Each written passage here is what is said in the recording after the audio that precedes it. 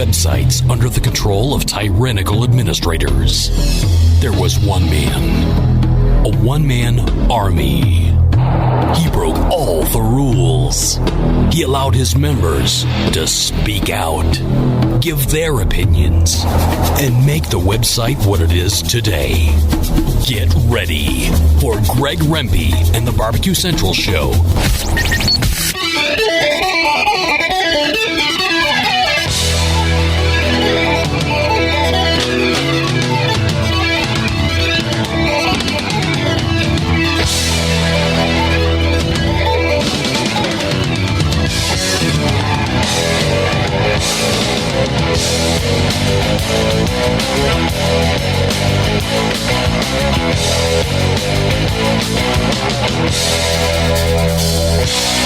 Live from Cleveland, Ohio, it's the Barbecue Central Show.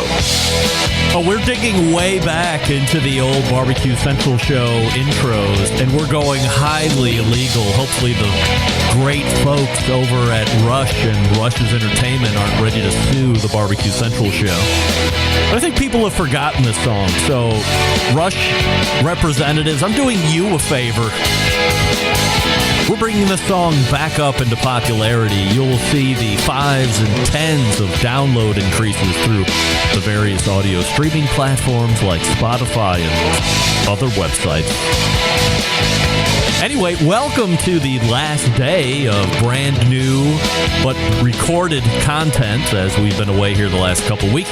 11th and the 18th have seen all new content, all pre-recorded, and we're going to round out these 2 weeks of shows with a show regular, one of my favorite guests to talk live fire with. Somebody who's extremely knowledgeable on it because, hey, for all intents and purposes, she is a meat scientist. She's written cookbooks. And a quarterly guest right here on this show, Barbecue Central Show's guest Hall of Famer. That's Jess Pryles, of course. And that was one of the worst endings. The fade out was horrible. I'm sorry. Here I was being so caution to the wind with blatant disregard on streaming and music rights. And I didn't even have the courtesy to fade it out right. Listeners, I apologize. Please don't hold it against me as we get ready to end it all here and get ready for the latest round of brand new shows, which will be back live on the 25th. So in just under a week's time, we'll be back live at it in Bomb City, USA. And we'll see what's happening then. I got some great interviews planned. The one on the 25th, as we're coming back, is going to be incredible. If you've ever wanted to experience what it's like putting grill manufacturers and products in the biggest of the big box stores, you're going to want to tune in next Tuesday as Ken Johnson makes an appearance. He's the online buyer for a little place called Home Depot. Yeah, so whole different perspective, whole different interview than you've ever heard on the show with one of the biggest names in the retailing industry right now. So again, that'll be next Tuesday on the 25th. But before we get to any of the new live shows, we'll hear Jess Pryles, our quarterly segment with her here in 2023 as she's done over the last couple years. So excited to catch up with her. Hope you enjoy that. Before we get to Jess, I'll talk to you quickly about the folks over at the Pit Barrel Cooker. We love the Pit Barrel Cooker because it's easy to use. Takes a lot of the guesswork out of learning your fire. All you have to do is learn how to fire it up properly. Plenty of videos out there, both at pitbarrelcooker.com and across YouTube, which is the world's greatest search engine for guys like me. So you can choose from their smallest version, the Junior, or you can get that flagship size of their first, the Pit Barrel Cooker size. And then they have the Pit Barrel X, or extra large, the PBX.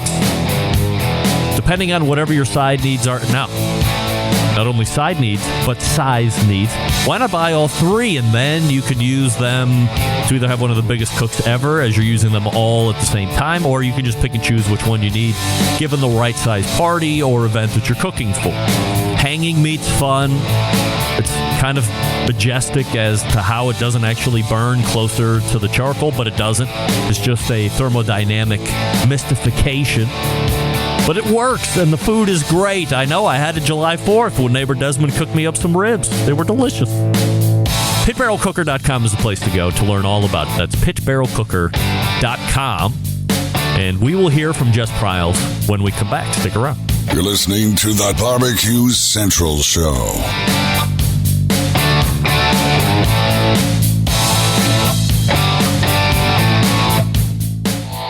Howard Stern, Jim Rome, Dan Patrick, and Greg Rempe. The Mountain Rushmore of talk show entertainment. Now, let's get back to the Barbecue Central Show. Welcome back. This portion of the show being brought to you by CookinPellets.com, your number one source for quality wood pellets for all your pellet-driven cookers. You visit CookinPellets.com to peruse their product portfolio, and then when you're ready to purchase, go to places like Amazon.com or Lowe's.com or Walmart.com, where they also offer free shipping on top of the great Cookin' Pellets products. Chris Becker and the gang over there at Cookin' Pellets. My next guest is the CEO of the Hardcore Carnivore brand of products, a spokesperson for high-level brands. She once authored a cookbook and continues to pump out content and recipes through her namesake website. And, of course, a Barbecue Central Show's guest Hall of Famer, welcoming back Jess Pryles for her quarterly visit. Are you ready to talk some live fire tonight? So ready. Born ready. Maybe you weren't born ready to realize that JessPryles.com has made it 10th on the top 10 most popular barbecue and grilling websites of 2023. How about that? Really? Not kidding. I was not aware of that. Well, that is quite an honor. There's a lot of amazing content out there, and it is a fierce and formidable environment. So for a little old website that's been out there for quite some time, it's not a bad effort. So cheers. Is half of you pissed that hardcorecarnivore.com didn't make it up on that website, or is that a whole different thing? That's like the products and content on the namesake? I would guess that none of those websites are actually brand sites selling something. They're probably all like reference sites. Am I right? Well, I'm glad you asked, because I thought it would be fun to play a little game called Have You Ever Heard of the Other 9 Websites? You want to play? Okay. All right, here we go. Yep. Very simple. Yes or no. Number 9 is orwhateveryoudo.com. No. Number 8, gimmesomegrilling.com. No. Number 7, foodfirefriends.com. No. Number whatever, it doesn't matter, catsheadsbbq.com. Oh, absolutely no. Number 5, amazingribs.com. Yes! Finally! Number 10, we know, halfway up the list, then we know the next one. Number 4, vindulge.com. Yes. Yes, all right. I knew that one too. Number 3, onlinegrill.com. No. Number 2, smokedbbqsource.com. Yes. I knew that one too. I know the owner, Joe Clement. New Zealander, now Australian. Number 1, for like the third year in a row, heygrillhey.com. Absolutely. So, just to recap, of the top 10, you are most familiar with JessPryles.com. It took all the way to number 5 to know the next one that you were familiar with, or name had heard of, AmazingRibs.com. And then Vindulge, yes. Smoked BBQ Source, yes. And Hey Grill Hey. Did you know the onlinegrill.com? I forget. I did not. No, okay. Yeah, I did not know that one. Some of them just sound like someone just parked some really opportune URLs, you know? 4 of the top 5 we knew, but that bottom tier was a little strike. Honestly, I knew 6. I'm so proud to be in that bottom tier. I knew obviously. 4. I knew 4 of all of those. So I knew Susie's, I knew Smoked Barbecue Source, I knew Amazing Ribs, and then I knew yours. Everyone else was completely off the wall. Never heard of it. I was talking with Derek Riches about it. He's the one that put together the list. Do you know Derek? No. You don't know Derek Maybe? Riches? Like the longest running, most bristly barbecue journalist there is, DerekRiches.com? He lives in Austin. Moved from Salt Lake City to Austin. Who does that? Yeah, we hang out all the time. Besties for the rest of I need to be clear. I need to be clear here. Yes. It's my fault, not Derek's, that I live in a hermit lifestyle. Like, I pretty much travel for work and then come home and hermit myself with my grills. And I'm a very, like, introverted extrovert. So, like, I love teaching classes and I love doing my social media stuff, and I love doing conferences and speeches and all that kind of stuff, and it's great to interact with people who are fans, but and people who aren't fans for that matter, but I do not like just going to things and like making small talk. It's very and it's not what I get excited about when I wake up in the mornings. Do you peruse? So it's probably my fault because I'm so anti like mingling that I haven't gotten out there and met him. Do you peruse the internet landscape of live fire websites and stuff, or you don't care about that either? No, it's not that I don't care about it. It's that a while ago, because I've been doing this for so long and it's become very popular in recent years, and I found that when I was too exposed to the noise of what sometimes competitors and sometimes contemporaries were doing, I would get lost instead of thinking of my original recipes. I would find myself sort of being too influenced by what I was seeing from other people. And so I try and be influenced like by eating at different restaurants when I, and trying different foods and seeking out food experiences. But I really do feel like consuming the same media that everyone consumes stifles my creativity, and that doesn't that doesn't help people who want to follow my recipes, because I get bogged down in churning out the same stuff. So Derek puts together this list. I believe this was the third year he's done it. Somehow I missed last year. We never even talked about it. He let me have it on that. But he has some mathematical equations, specific weights to certain things. He doesn't have access to Google Analytics for all these websites. That's obviously highly coveted by a lot of these webmasters and creators, things like this. However, he's able to put together some type of equation that allows him to be correlative to these websites' popularity as they relate to traffic getting driven to him. Did I use the right word, or did I make a word up? No, I think you did. That's fine. Let's just go with yes. Why not? It sounds almost exciting. Correct. You know what? I feel like we have had this discussion before, and I'm excited that he's got a secret algorithm, and I'm stoked to be part of a list because it's better to be included than excluded. And I'm not trying to be rude or flippant to, not knowing some of these people. It's just, I just try and stay in my own lane. That's all. Recently, you were in New Zealand. You also were in Australia. Like, how far by plane is one to the other? Well, I wasn't one after the other. I had to come back to the US for 4 days and then go back again. So that was really something. That was something on the old body clock. If you got to stay, if you got to stay in one to go to the other directly, is that like a 2-hour flight? Yeah, it's like 3 hours to fly from New Zealand to Australia. And it takes about anywhere from 12 to 16 hours to get from the US to either of those countries, depending on which direction you're flying, what kind of aircraft you're flying, and where exactly you're going. Sounds like a gas. It's super fun. Go home, turn around 4 days later, and do it again. Wowee. Yeah, it's more fun when you're at the front of the plane, It's more tolerable when you're at the front of the plane. Why? Because your seats are bigger? Yeah, but you're still in the plane. I mean, yeah, it's all right. It's a ton of movies. It's moderately better, I guess. I mean, that's a long flight unless you're I'm used like to Gulfstream it. 5. Yeah, this is your life. Listen, pal. Australia is the most remote country in the well, it's probably not the most remote country in the world. Perth is the most remote capital city in the world. But to get anywhere, the closest, to get anywhere from Australia, you're getting on a pretty decent flight. So we're used to really extending the whole long travel. We've got really good deep vein thrombosis knowledge on long aircrafts. A lot of ankle pumps.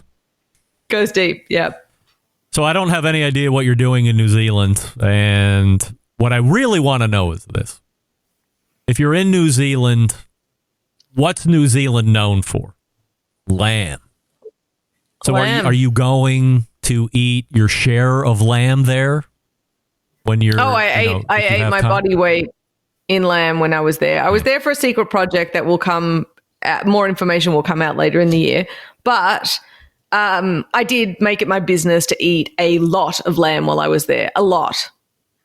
You have a expertise in this field. Would you say, in your opinion, that New Zealand has the best eating lamb in all the land? So that's a little contentious because Australia actually has more lamb per capita. But I will say this. I do prefer lamb that originates from Australia or New Zealand. It has a lambier flavor.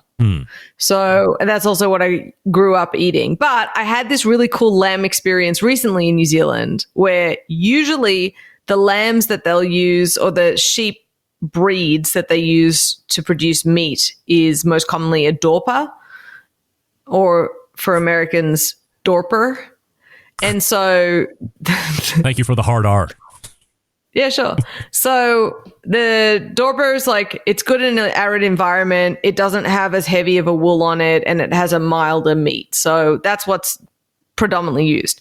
But the most famous sheep breed, especially for wool, is Merino. So we've all heard of Merino wool, especially with base layers and really good quality for, insulation, really, really thick, heavy coats. And they've started to produce Merino lamb meat, which is super cool. It's nearly like the reverse of sort of using, beef cows is to steak and dairy cows is to milk, but then you flip that around. So I had merino lamb for the first time ever in New Zealand about 4 or 5 years ago, and it was incredible. And then the only other time that I had seen it was on the restaurant menu at Jose Andres Steakhouse in Las Vegas.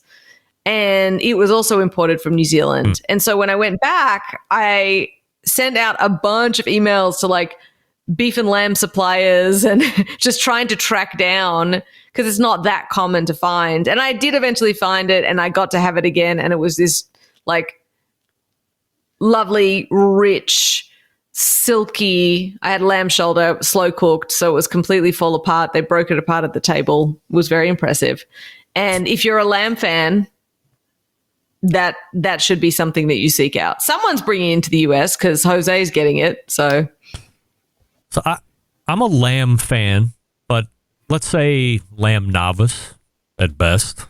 And I've had lamb chops, and they were great, but medium rare.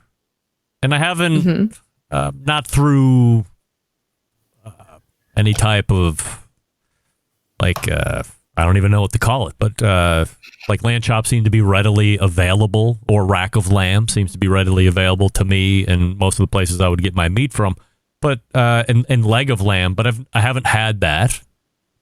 So the question that I'm trying to get to is, with rack of lamb or lamb chops, I'm medium rare. There's quite a familiar beefy relationship to that, with some lamb-esque notes and flavor. When you cook it higher, does the flavor change altogether? Or, when you're using that leg of lamb or, something else, is there a whole other flavor to it that isn't the same as a chop or a rack? I mean, definitely. It's, I think it's tough because it's a red meat, but it's most equatable in terms of carcass size and using the cuts to a pig.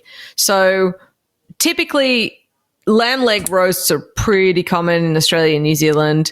And generally, those are the two things you can get here in the US. You can get a leg roast, and you can get those chops or the French racks.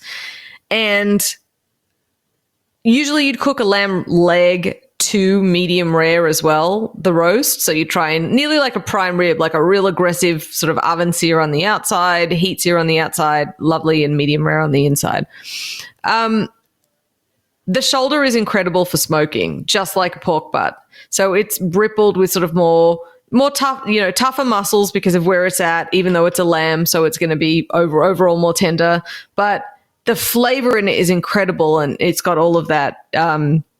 It's got all of that collagen in it that can convert to gelatin during the cook. It just gets really soft and tender. It does have a more pronounced lamby flavor. I think when you cook any red meat beyond medium rare, you increase those sort of browned, warmed over flavors. And some people like that. So for some people, the medium rare is just because they're scared of the color. If they like it well done, it's because they have a mental block about pink meat. For others, it's that they think it's a food safety thing. And for others still, they actually prefer the flavor and not just the texture. So, and that is because the flavor does develop into something nearly more gamey in some ways. My favorite, the two other cuts, lamb belly is amazing. You can make lamb belly bacon, and lamb racks or lamb breast. H-E-B here in Texas actually sells lamb breast segments. I cooked some up the other day, and they're phenomenal. They're little riblets that cook up in 20 minutes on the grill, and just that might be my favorite cut. Following your stories, there was this restaurant you go to called Esther in New Zealand. And just from an aesthetic, wow. I mean, it's like very impressive. A lot of open fire, a lot of hanging stuff. And then you go on some meat tear with you and whoever you're out there with, which, of course, we're in this business, so we're supposed to do that stuff. The thing that stuck out to me the most that I wanted to ask you about was a 12-year-old steak. So I think it's important to point out, if I'm wrong, correct me. When we talk about time and steak, I think a lot of people immediately assume our conversation is about dry aging. This isn't a 12-year-old dry aged steak. This is a 12-year-old piece of, like a 12-year-old cow that was then culled, and you're now eating that. Correct. So the animal was 12 years old at age of slaughter, whereas usually they're going to be somewhere in the realm of 18 months, 18 max 24. Sometimes they push them all the way up, but there's also a consideration when they get over 30 months, particularly they become more susceptible to BSE, which is mad cow. So that's the main reason. There's the two main reasons that we sort of erred on actually there's 3 or 4. You can keep extrapolating them. But the main reasons that we slaughter younger, and we've been pushing it out a little bit, is that hallmark of BSE, the meat gets tougher as it gets older. And also, at the end of the day, it's a commodity. So you're not going to leave it on feed, which is going to cost you money if the payoff isn't that great. What's it like, 12-year-old meat? So the idea was historically that they would nearly call them cracker cows. So obviously you have cows used in dairy. You try and cycle them through as many years as you can. Also getting them pregnant, giving birth, that helps, the industry. And eventually they run out of milk. And sometimes also, just like deer, if anyone's sort of avid hunters, they just will get to the age where their teeth wear down and they're just not living good quality of life anymore. And so at that point, they were just sort of historically sent to the slaughterhouse and turned into ground beef because they were just written off as being terribly tough and undesirable. And it was actually mainly European countries that started looking at it a bit differently, particularly in Spain. Definitely it's happening a lot in Sweden and Denmark now too. So there's a lot of like Danish dairy cattle movement. And they started to realize that while it doesn't always happen, a certain percentage of these dairy cattle, which are known for their great marbling, they just have very, very small size steaks, actually sort of came out as these delicacies where they weren't tough, they were tender, and because they were so old, they had this incredible richness and intensity of flavor. And so, we talk about that. I've had the opportunity probably 5, 6, 7 times to eat sort of retired they got retired dairy cattle or older steaks all over the world. And it is a really fun experience if you are certainly if you're a meat eater, even if you're just someone who's into culinary and you just like exploring new flavors and new tastes, like the difference between a vinegar pickle and a fermented pickle, like, getting nerdy about those little flavor differences. And it's like that. It's not, I want to adjust people's expectations and not try and gatekeep because, you'll never taste it, so I'll tell you it's the best thing you've ever had. It's not like this, it's like the beefiest beefsteak you've ever had. It's just a different flavor and it's a different eating experience. And it can be tougher still. It's still got some chew to it. It's like al dente. It is an older animal. It's not a fillet, at least not the part that I had. And so if you're someone who just always orders fillets and nothing else, I wouldn't bother sort of chasing this down. But if you're someone who's curious about trying different breeds, different animals, different aging techniques, then it's just a natural progression. If you ever get to try it, you should. I think the only other time on the show's history that I've heard somebody talk about eating dairy cow is Mark Williams from Swine Life Barbecue, who will fill in from time to time when Malcolm Reed can't do his monthly segment. And maybe it's been a year ago, maybe even a little bit longer than that, he had just casually mentioned within the segment that he had a dairy cow. He was spending time up at a pit manufacturer in either Illinois or Indiana, whoever it is, Outlaw Cookers. And somebody there has a line on dairy cow steaks. And two things stuck out to me, and you just mentioned one. One, sizably smaller steaks, which you've also confirmed. But two, and he didn't get into detail. Also, I didn't ask about age or anything like this, like you're talking about. But he said they were delicious. So much so that he was going to get me some of these, have me cook them up, and tell me if I thought he was correct or not. That hasn't happened yet. We're still trying that. But twice, at least on the show, he has mentioned that the dairy cow is actually quite delicious and that if you have access to it, don't pass it up. Don't turn your nose up at it. Give it a try.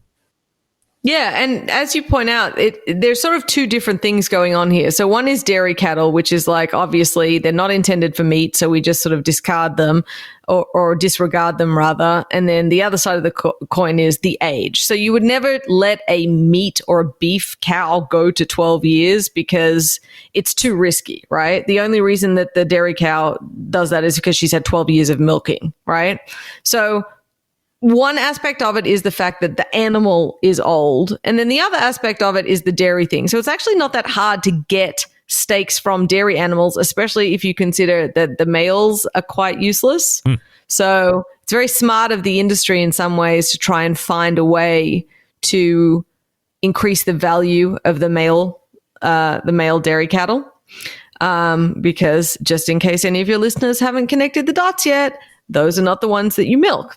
Really? So, really, truly. So, part of me feels like it's a smart marketing play because I've had some dairy cow steaks from Holsteins that have been just fine.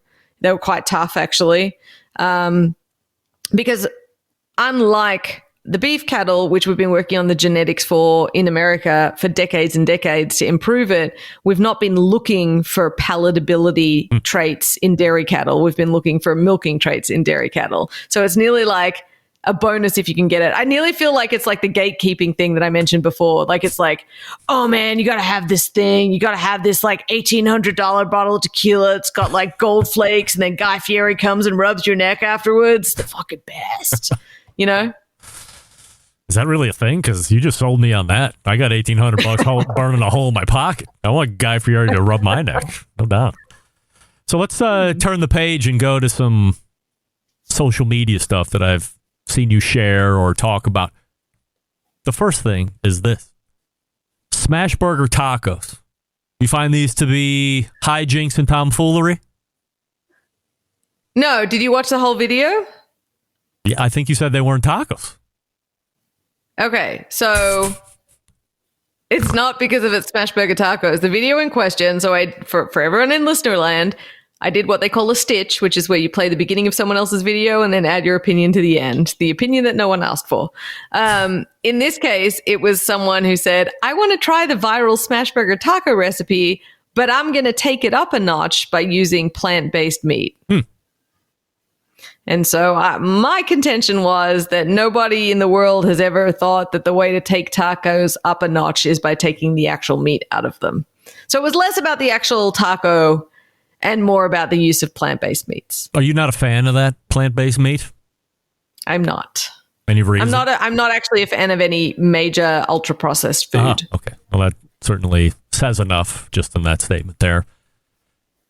This wasn't on my outline to ask you about, but I just saw a couple days ago that the USDA has approved growing chicken in vats through cellular extraction. So you're not going to do the traditional way of growing chickens anymore. You're just going to put some cells in something and it's going to grow inside a big vat, and then you're going to have a big roll of chicken meat. You like that concept? I also am not a huge fan of lab cultured meats, is what we call them. Why? They have to be safe, good for the environment. No methane. It's not that it's necessarily good for the environment, because there's other that, you know, for every one side of the coin, there's another. The main attraction for lab grown meats for people is actually just that an animal doesn't suffer, which is obviously the most appealing part because there's no slaughter involved. Oh. The USDA is still quite a while away from landing lab grown chicken on your plate. They're just approving some of the processes at this stage. And currently projected at $20 a pound, which is about $17 more a pound than I want to pay for chicken. Right. So that's the other thing, the cost prohibitive nature of it as well. Like even with plant-based meats, I know that's something different, but they've said like to actually scale that operation to the size of what the current traditional agriculture actually feeds presents its own issues of carbon neutrality.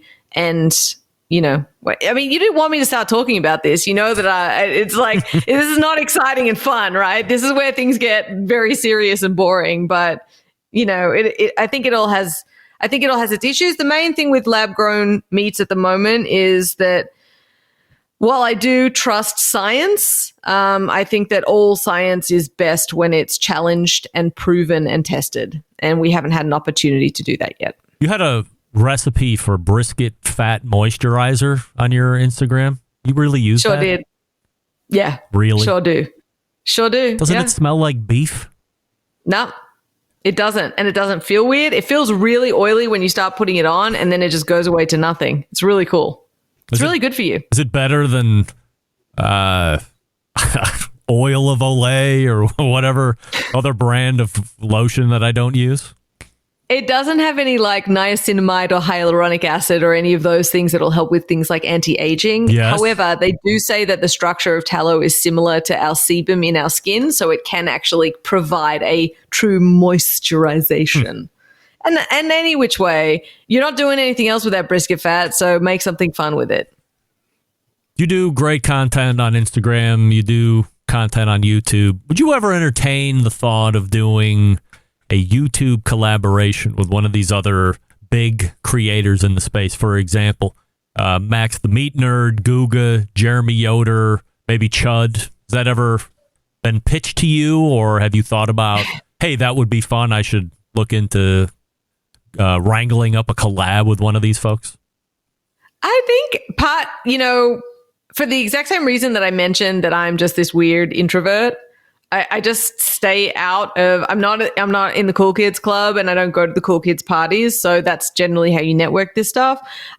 Max and I have traded a bunch of different info. When he was starting out, he would come to me for a lot of like confirmation and information. And so it was really cool to be able to be part of his journey. And actually I have been on Chud's channel because Brad lives here in Austin, and he's a hell of a dude. He did something where I ended up like pretending to be on a phone call to him, and he cut it into the video. So technically we've kind of done a collab. But you don't have any interest in showing up to Florida and doing some nonsense ketchup dry age steak with Guga or anything like that? Oh, yeah. That's not really my place of interest. And if I was going to do it, it would just be sort of a disingenuous thing to try and get more viewers by reaching someone else's audience. And that's just, life's too short, like I want to take trips that I enjoy, even if they're work trips, and everything has to be done for a reason. Everyone is busy, whether they're me or you or anyone else, and we all sort of value our time. So for me, my time wouldn't be best spent, I don't think, going to Florida. Not that I've ever been invited, let's not forget. Sure. But it's not my bag, and it, I don't want to speak ill of anyone because everyone has a different lane, but I have always stayed out of an area of entertainment cooking. I want my content to have use and purpose. Like, yeah, sometimes it's funny and fun, but as far as the recipes are concerned, I make sure they work. I test them. I want them to be functionally usable for people, not just like, watch me glue this cow onto this pig and deep fry it kind of thing. That's just not my lane. But like, I think it's cool that other people are doing good thing in that space. It's just not for me. Are you available for hire? In other words, outside of the spokesperson stuff or, contracts you would have with brands, would you do a private event approached? I do a lot of demos and speaking engagements, especially within the meat industry itself. Next month, I'll be in Denver because I'm on the board of the Women's Meat Industry Network, and we have a board meeting, and that's full of like some really awesome, powerful women. One thing that I found and why I don't like what are effectively catering gigs, I'm being very candid with you, Greg, but often you can be treated as the help. So you're hired there to be, you're hired to be there to feed people at the end of the day. And I like people sharing my recipes. I like people, I like sharing my knowledge with people. I have done cooking events. That's what we did at this Vivid Festival I was just in Sydney. We did samples for the crowd, or Beef Week in Australia. We cooked, 300 tri-tip or something like that. Like, obviously I cook for people live. It's not just all a scam. But the private cooking gigs are tough because they sort of look at you as like the help. And I'm not really about going to someone's house to cook for them. Am I making sense, or am I just sounding like a twat? A what? It's a British thing. I don't think anybody's ever said that word on the show ever. No. But you know that word. And certainly not like that. If we're going to say it, we're going to American up. How would you say it? Twat. Not twat. Twat. Twat. You're trying. Could you please check the Google searches tomorrow for a trend in people searching what does twat mean? Yeah, and I could tell you the word we use around this house, but nobody wants to hear that. But we're bringing it back. Whether anybody likes it or not, we're bringing it back here in this house. Here's what I think. You seem to operate under a very strict and regimented ethics, morals, and if the offer doesn't fall within these things that you hold firm, you are very worried about how that's going to potentially look to other folks, or how you might look at it 2 days later, go, I shouldn't have done that. But where other folks would be like, man, I'm going to go in, they're going to pay me X amount, I'm going to cook and do what I do best. And if they treat me like I'm the help, F you, I took your money, and maybe I get another gig from somebody else that was there, and I'll do it again. Yes, the ethics and morals thing is something that has always just been important to me, and I just seem to function by. Fortunately / unfortunately, one thing you can rely on me for is honesty. What do you have coming up before we get to the close of the segment here? Yes? Well, technically it happened yesterday, but I feel like this could be a Barbecue Central exclusive. Oh my God. A Barbecue Central Show exclusive news update. Yeah. Greg Rempe reporting from the breaking news desk here in Cleveland, Ohio, the city that makes most live fire breaking news across the nation. Nay, the globe. And we go to Austin, Texas, where Jess Pryles is filing this report. Good evening, listeners. From Austin, Texas, it's Jess Pryles. I am really excited to share that officially yesterday we launched hardcore carnivore smoked sausages at HEB grocery stores. Whoa, no way. Yay! Great. We have 4 different flavors. We've got a beef brisket, a prime rib that has actual prime rib in it, Tex-Mex, and jalapeno cheddar because OBS. And they're exclusive to HEB. So I know a lot of your listeners are not in Texas, but the good news is when you come visit us, you can pick up a pack. Brisket sausage? Mm-hmm. Is this akin to hot guts? Yeah, so it's a beef sausage that has actual brisket meat in it as well. And it's got a coarse grind, big black pepper presence, and yeah, they're all real hardwood smoked as well. Tex-Mex? Tex-Mex is exactly like our seasoning because it has our seasoning in it. Mm-hmm. And so it's got that sort of taco / fajita flavor to it. So the most common way to eat a smoked sausage in Texas, which I didn't know until like last year, which is shocking to me, is called a sausage wrap. Have you heard of this? No. It's literally wrapping a smoked sausage in a tortilla, and apparently that is the most common way of eating a smoked sausage in Texas. I know, but there it is. But I think the Tex-Mex sausage is pretty much built for that. Yeah, I mean, it fits right in there. So how does this deal come together? HEB come to you and say, let's put a product together? I've been working with them for a while on the marketing side of things, like creating videos for them, and they stock Hardcore Carnivore seasoning. And you eventually start meeting different buyers here and there. And like, I know all of the meat team now, and they're all good guys. And I see them at the meat nerd conferences that I go to. I don't even truly remember the nucleus of it, but I sort of just started talking to a buyer and, you know, shits and giggles. I think I might've said, hey, well, you know, we can do an exclusive for you as well. Yeah, sure. Right. And he's like, oh, well, if it's exclusive, we should talk. And here we are. Who's making the sausage? We have a manufacturer up in North Texas that's doing it for us. Tim McKeska? It is not Tim McKeska, but it is. It has to be in someone who is a registered establishment with the USDA. Pitmaster Ramon? Not being made. Huh? Pitmaster Ramon? Remember him from Subway back in the day? Sadler's or whatever the hell that barbecue place. That was Sadler's in Henderson, right? They're the biggest supplier to Arby's, and when Arby's introduced, you remember that, right? When Arby's introduced the brisket sandwich and single-handedly raised the price of brisket across the United States. Thanks, Arby's. Yeah, thanks, Pitmaster Ramon. Now no one has the meats. Arby's, we don't have the meats. How many stores is this? So HEB have about 400 stores. This one will be in about 271, I think. More than half? More than half. How about that? So can you get into all of them at some point? Is this like the test stores, and then if it reaches a benchmark, you get it all? This is where the availability is. So because there's such a big chain and there's such a big diversity across Texas, there are certain, like, so for example, the Valley, the Rio Grande Valley, which is what we call the area that's right on the border with Mexico.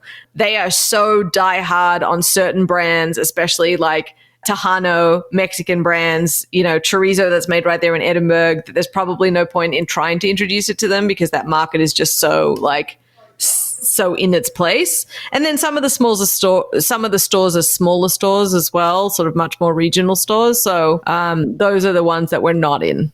Are you under contract? Let's be excited about the ones that we are in. No kidding. I mean, that's incredible. Almost 300 stores. Are you under? Is this under a contract? So in like 3 years, you got to reevaluate, or just ongoing, and who knows how long it goes? Yeah, it's ongoing. It's definitely not a one and done. We've got, you know, we got a lot of plans. We're in this for a while. Everybody talks about, you know, getting rubs and sauces, like the way to really elevate the top line revenue is to get into brick and mortar stores and get distribution and stuff like that. So HEB down there is, that's akin to the Giant Eagle up here, or Price Chopper in the northeast part of the country, and in the west, I think, too. So I hear them often referred to alongside Publix, and I believe that they're quite beloved across the southeast. Sorry, and you know, HEB they have historically been there for Texans. Like after hurricanes, they're involved in sports, they're involved in school programs, they're still privately owned, and they're just they have this competition called Quest for Texas Best, where like anyone who has a Texas product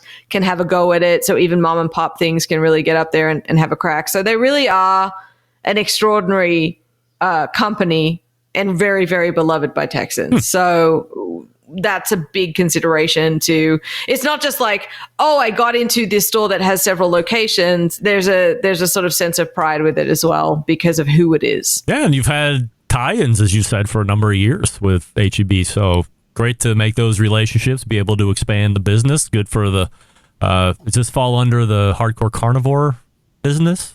Or is this a whole new business? Yes, so it's Hardcore Carnivore. It's Hardcore Carnivore Real Hardwood Smoked Sausage. You want to play a game? You know it. Great. You know it.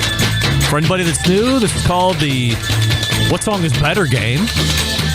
And we only play it with Jess Pryles when she's on here every quarter. Love to hear. I'm coming in off a win, right? Yeah, coming in off a win. Yep. But before we find out what tonight's question is, why don't you tell us a little bit about yourself? Hi, I'm Jess, originally from Australia, now living in Austin, Texas. Bit of a meat nerd, technically a meat scientist, and I'm here to win. You can find my website at jesspryles.com and my products at hardcorecarnivore.com. 2 wins makes a win streak. So let's see if we can't get on the streak. Just between these 2 songs, which is the better Silverchair song? I knew you were going to... Freak or Tomorrow? Which is the better Silverchair song? Tomorrow. Final answer? 100%. Freak was later and it was boring. Right. Final answer, Tomorrow. Between these 2 Silverchair songs, which is better? Yes! Look at you! You are on a win streak. Tomorrow is, of course, the better song between the 2. You were trying to figure me out. Difficult. You were trying to figure me out. Well, look, I mean, when I have my Spotify running, I have both Freak and Tomorrow in my Barbecue Central Show's Ultra Mix playlist. Do you like Freak? Yeah, I love Freak. Huh. Okay. Do you remember the video clip for it? No. I'm it's a terrible. Silverchair adopter of maybe 2 years ago. Maybe 3 years ago. You should look up the video. Certainly It'll well change your familiar mind. with... No, I want to ruin it. I want to ruin it for you. We haven't even done Guns N' Roses yet. Oh, we got time for that. I mean, that's like one of the best rock groups ever. So, that'll be a tough one. Do we like Guns N' Roses touring live? We think that's good? No, I don't. You're right. 3 in a row. How about that? Yeah, sometimes you got to hang it up. I think that's what I don't know. Amen. Look, Jess Pryles is here. If you have a desire for recipes, jesspryles.com is the website to go. If you have a desire for rubs and other accoutrements, hardcorecarnivore.com and the recently announced Hardcore Carnivore brand of sausages going into almost 300 H-E-B stores in the great state of Texas. So if you live there or you're going to visit there, just another reason to go to the H-E-B stores. And you can see her right here each quarter. It's Jess Pryles. Jess, always appreciate the time. Thank you so much. Thank y'all. Always have fun. Thank you. That's Jess Pryles. Once again, the website is jesspryles.com for all the recipe information. And if you want the gear, the rubs, the sauce, hardcorecarnivore.com. And we'll look for her again in about 3 months' time. Hey, what do we love about ceramic cookers? We love that they're fuel efficient. We love that you can achieve low and slow temperatures for traditional barbecue meats. We love that you can get rip-roaring hot for the high-temperature grilling of steaks and other thin cuts. But what's missing in the everyday lineup of ceramic cookers? The real ability to do true two-zone cooking. Two-zone cooking is important to both professional and backyard cooks alike. It's the best way to manage a fire and cook with confidence. However, getting a two-zone fire in a round ceramic cooker isn't very realistic. Why? Because it's round. And a Primo grill in the game-changing oval design, the shape gives you the ability to execute a two-zone setup that you desire. It also gives you the other ceramic grill benefits as well. When you break it down, there's more than 60 different ways to cook on the Primo. They have the accessories, the Primo Grill Rotisserie, the Primo Grill Pizza accessory. They have the flat top insert. They have the new automatic pit temperature control device that's recently been released. Only sold through dealers, so find one near you. PrimoGrill.com. Locate the dealer, visit them, see which oval fits you best because there are multiple sizes. And then go home with the one that is best for you. Pick up the accessories while you're there because you know they're going to have them. Again, it's PrimoGrill.com. That's PrimoGrill.com. Follow them on Facebook and Instagram. We'll be back right after this. Stick around.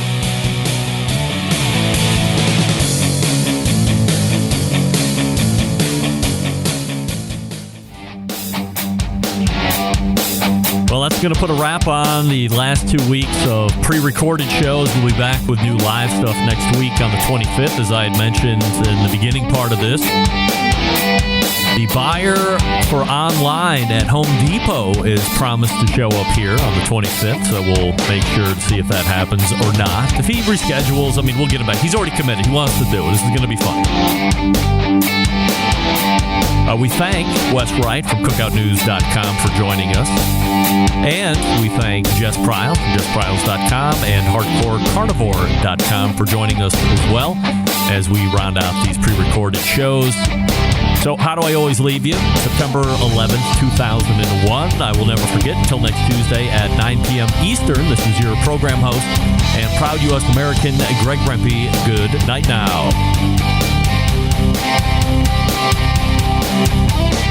This is Chris Payne from Euclid, Ohio, and you are listening to Barbecue Central.